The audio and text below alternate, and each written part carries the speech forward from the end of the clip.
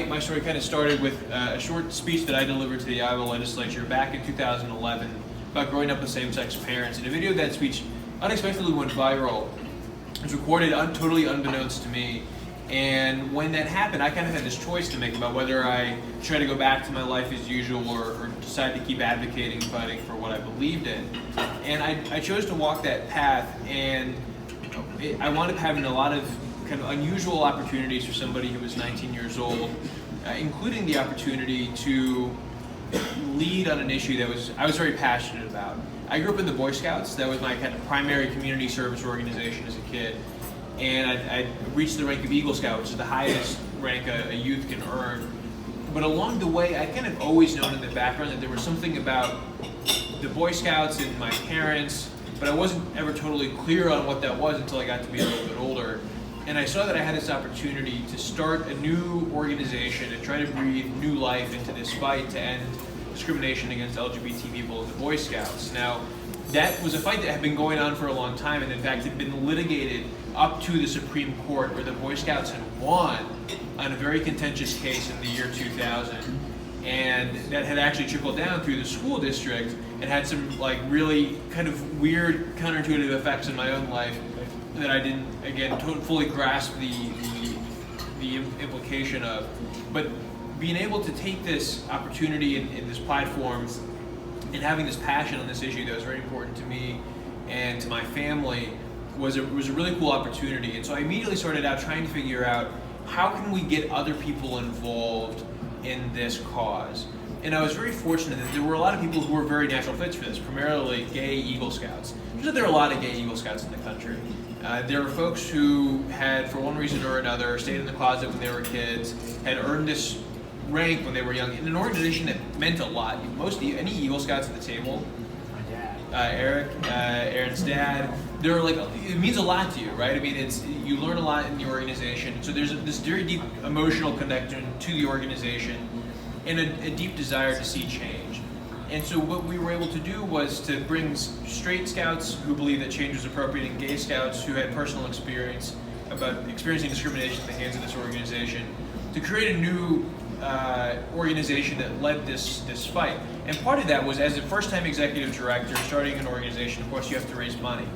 And so there was a lot of work, including with incredible staff, without whom none of it would have been possible. So thank you, staff, who helped connect me to people who we thought going to be in a position to help support the work of the organization.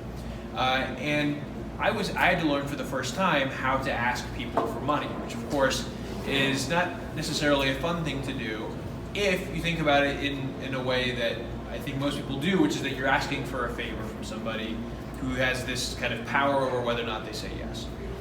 And I was very fortunate to have a development director who helped change how I thought about what I was doing when I was spending time on the phone or at events trying to raise money. And what Jason helped me understand was that there are essentially 3 phases to a pitch. The first phase is when you talk about yourself. We all like that, right? We're all good at that, talking about ourselves and our mission, what we're doing. And then there's the part where you talk about us, right? Why are we talking? What is it? Like, what's our shared connection here? How do you share that connection to the work? And then the now, right? Why do I need you to take action at this moment to either write a check or to connect us to another organization or to approve this grant, right? That kind of self, us, now framework is incredibly helpful for me. And I think it's directly applicable to what the campaign cabinet here is working on with this organization, because you're all here for a reason, right? You're passionate about this community, right? That's why you're sitting at this table right now. Maybe that or the fried mac and cheese, probably some combination thereof, right? But what's great about this is that this is not just about you, right? So now I'm a politician, I have to convince people to give me money, and that's actually kind of hard. This is great because you got a cause. And the people who you'll be talking to are also people who share that cause because they live in this community, right? We're not going up to Cedar Rapids and asking for them to kick in money for Johnson and Washington County, right? We're talking to people who live here who also benefit from their investment, right, in this organization.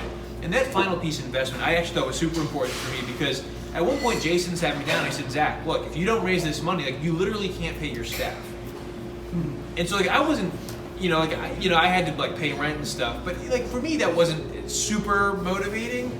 But knowing that like my field organizers who are out there actually hustling in these Boy Scout councils and getting people on the same page, they were counting on me to have conversations that, as I first initially conceived of them, weren't a lot of fun. That shifting of responsibility, right? This isn't just about, for me, it wasn't just about, you know, my comfort level. It was about literally my organizers' ability to put food on their tables, well, in order for them to be able to do this work. And I think for United Way, right, we're talking about all the incredible campaigns and organizations that this campaign cabinet is going to get to fund, right? And that's pretty incredible. And that excitement about that work should come across when you're talking to somebody, whether it's face-to-face or a cup of coffee, over the phone, even an email, right? That excitement piece is so important. A few like quick tactical things on harnessing that excitement, harnessing that passion that I found really helpful. Whenever I was on the phone, I'd always stand. There's something about, I don't know if it's like the body language thing, physiological, like just standing when you're on the phone, you have that energy, you're talking with people. It's really, I mean, I know that I'm like demonstrating it poorly by sitting right now, but it's really palpable. And that was one thing that I found to be super helpful in talking this out. Another second thing was when you ask for a certain amount of money, maybe you've already, this is like kind of fundraising 101, so some of you might already know what I'm going to say. When you ask for money, you ask for a number, and then you just have to stop talking.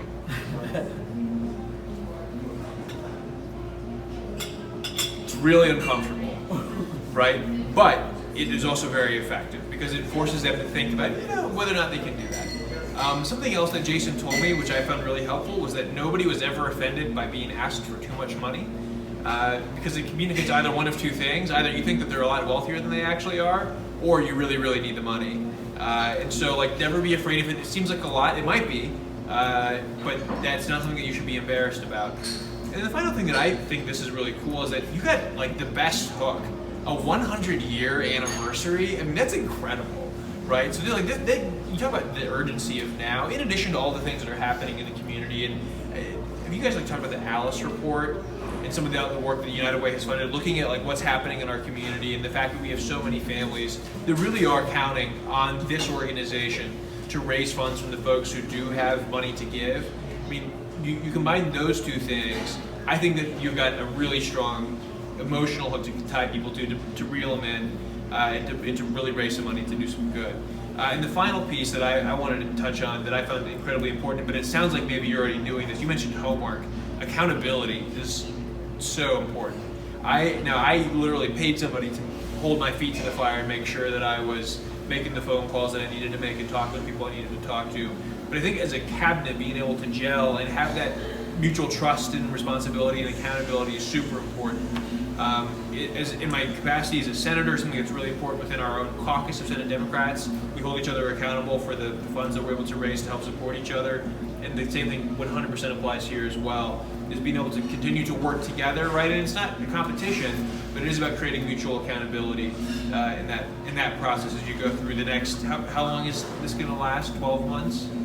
End of February. And okay, so 8 months, right? That's something that's super important, and that I definitely encourage you, like, to get comfortable with that, because if you don't have that comfort, you know, it's going to be hard to succeed as a team. So I feel like I just kind of like spilled a lot out, but if there are any questions or feedback, I'd love to get open it up and hear what you might have to share. Or just conversation, because one of the reasons people that have been on this team before know that one of the concerns was we got started a little late. You guys got started around the time the campaign started. So one of the things we really are trying to do is just get to know one another a little bit. You talked about Accountabilities Act. One of the things we're going to start, this will be the last time that we meet in this kind of setting. We'll have a Christmas thing, you know, holiday thing. But we're going to meet in the agencies. Yeah. Because one of the things that every single level of volunteer group at United Way, and there's like 5 big groups like this doing different stuff, it's the familiarity with agencies. Even when you think you know, Susie started one of them and ran them. I took it in my work life. I worked with probably 70% of the agencies that United Way funds. There was a million things I didn't know about their work. And I think also, and Mary Lou, you might be able to attest to this as we go through this, the needs of the community are changing so fast, and our most nimble organizations are changing with them. So anybody that thinks, you know, that on the Community Impact Council, like if they did a visit 3 years ago, you know, and they're back, oh God, gosh, everything's different. Everything's different. In some places, the setting is different. You know, they moved.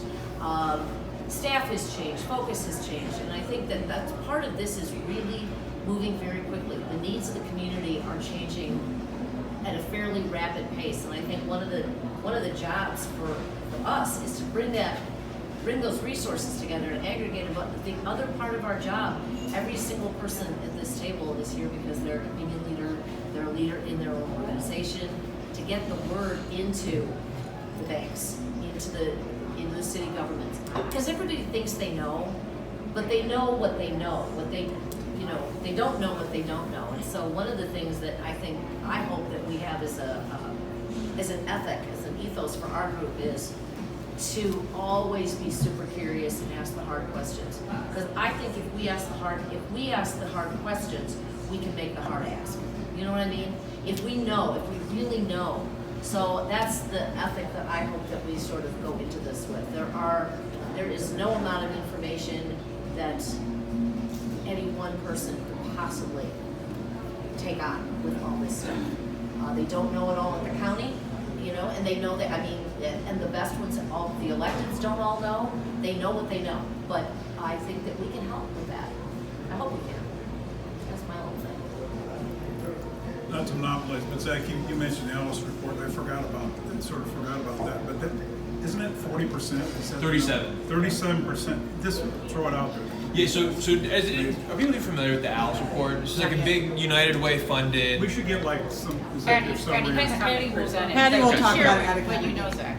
So Okay. That's just amazing. Yeah, and so this ALICE stands for Asset Limited Income Constrained Employed, ALICE.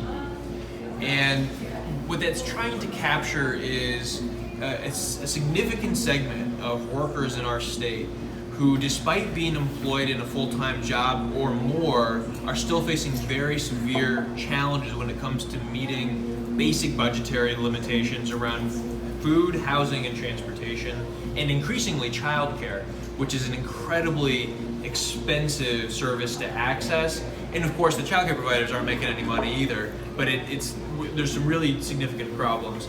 And this study that was underwritten and supported by United Way found that 37% of Iowa families are struggling to clear the ALICE threshold around basic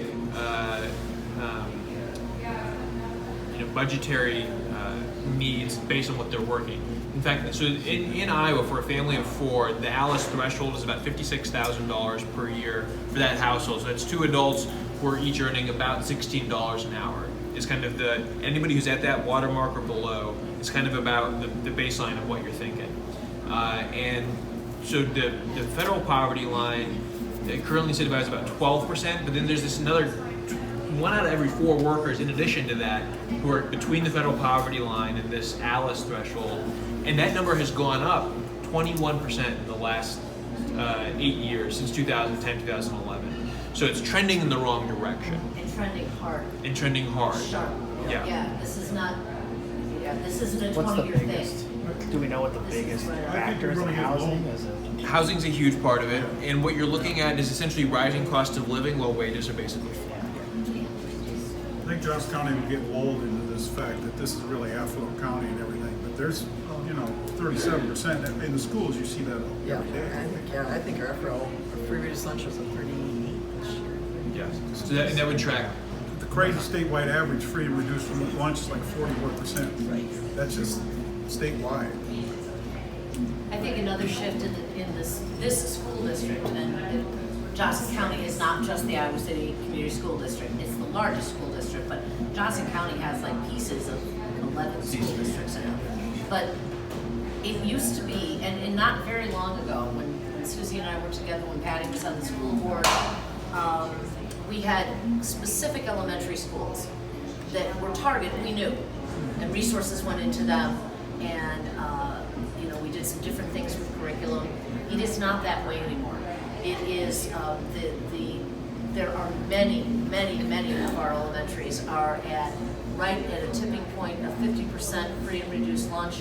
What happens in a school when that happens, when our kids went to Coralville Central, our kids are 30 and, in there.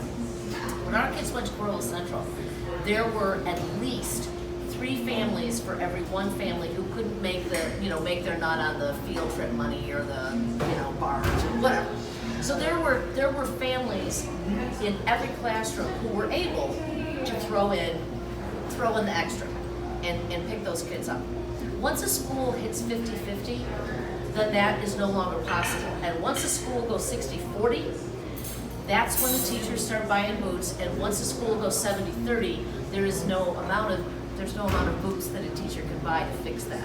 And that is happening. Iowa City School District is a good way to look at it because it is pretty reflective. That's Clear Creek Amana as well. That's the Washington schools, even more dramatic. So I think that that's all good. And the hopeful part, the good thing for our operation, this part of the operation, is we're the ones that can help fix that. And it's the hopeful stuff is here because this is also a community of great resource. And the people in it that have resources. And I think that the Target campaign, I think that some of the conversations tell me we have had some really good new conversations, and that tells me that people are ripe to thinking about how can I do my little bit. I can't save whole elementary schools, so what can I do? And I think that's where United Way, that's our brand. That's our deal. We can help you. We know exactly what we can do. Any other thoughts? Well, I would just reiterate the fact that and this has happened since I've been a member, the meeting at the organizations, the partner organizations, I think is really important because it helps. It's going to resonate with us, maybe not every one of them, but one of them is going to resonate with the members of the cabinet. And then we'll have that in our mind and that passion that Zach talks about, so that when you do have that conversation, it helps get the point across, because it really is that the tone of your voice and the passion of your voice is the key, I think, to making it happen. The one thing that I was thinking about while you were talking is, and maybe you don't want to single out any, but I'm sure there's certain areas and certain organizations that are in greater need this year than in last year, and maybe not. Maybe there isn't a hierarchy, but I think there is, right? There's certain ones that have more need now, and I don't know that we think about that. Or is that the focus of where we're going this year, so that we can really direct? I'm not sure if that's maybe not. That was just a thought I had. But when the Community Impact Council, so I just came off the Community Impact Council to do this.